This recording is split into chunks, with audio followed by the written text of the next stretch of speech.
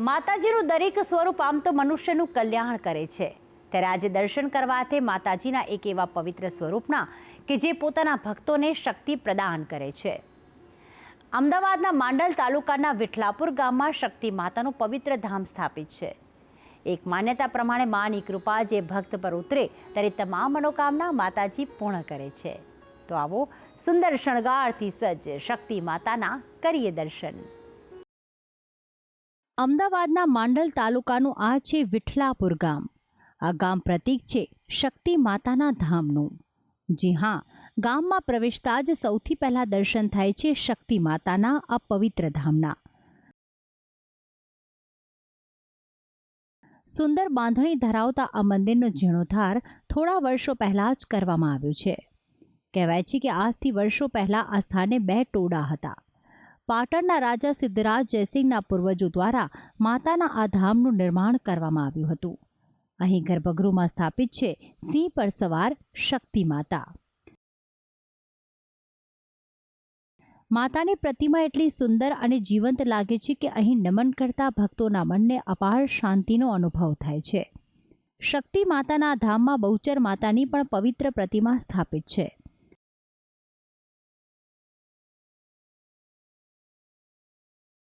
પ્રાચીન કાળમાં લીમડાના ઝાડ નીચે આવેલા બંને ટોળામાં શક્તિ માતા અને બહુચર માતાની સ્થાપના કરવામાં આવી। દર વર્ષે મહાવદ પાંચમ વિક્રમ સંવત 2071ના દિવસે મંદિરનો પાટોત્સવ ધામધૂમથી ઉજવાય છે। ઉપરાંત નવરાત્રિના પર્વમાં તો શક્તિ માતા માટે ખાસ પૂજન અને દશેરાના દિવસે હવનનું આયોજન કરાય છે। જોકે શક્તિ માતાના ધામમાં ફાગણ સુદ નોમના મેળાનું અનોખું મહત્વ છે, કારણ કે આ દિવસે શક્તિ માતાનો રથ કાઢવામાં આવે છે।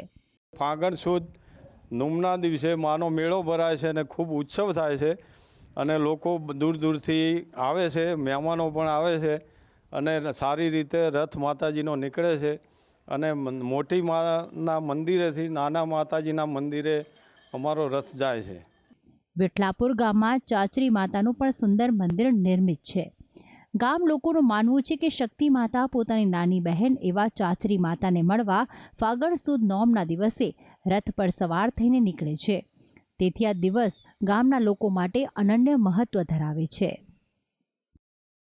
જે ગામના લોકોએ બાધા રાખેલી હોય, જેનું કોઈ કામ અશક્ય હોય કે બિલકુલ ના બની શકે એવું હોય અને એ માતાજીની બાધા રાખે કે જો આમાં મારું કામ સફળ કરાવશે તો હું માતાજી નિમિત્તે જાતર કરાવરાઈશ, તો એ ચોક્કસ એ કામ માતાજી સફળ કરે જ છે।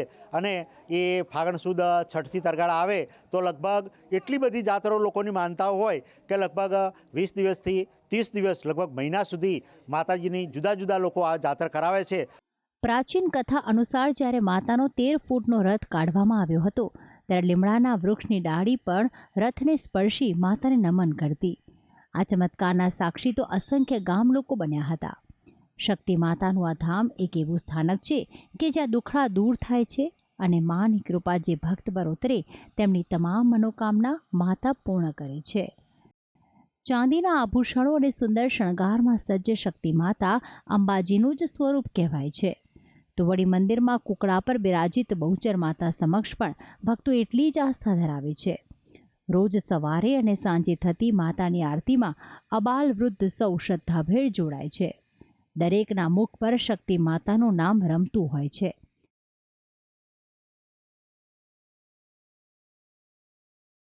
પરમ કલ્યાણી અને દુખડા હરતી શક્તિ માતાના પડચા મળ્યા હોય એવા અસંખ્ય ભક્તો છે।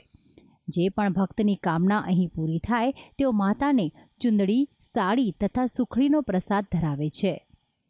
તો આમ વિઠલાપુરનું શક્તિ માતાનું મંદિર ભક્તોના દુખડા દૂર કરતું કલ્યાણકારી ધામ બન્યું છે। ભક્તિ સંદેશ, સંદેશ ન્યૂઝ, વિઠલાપુર।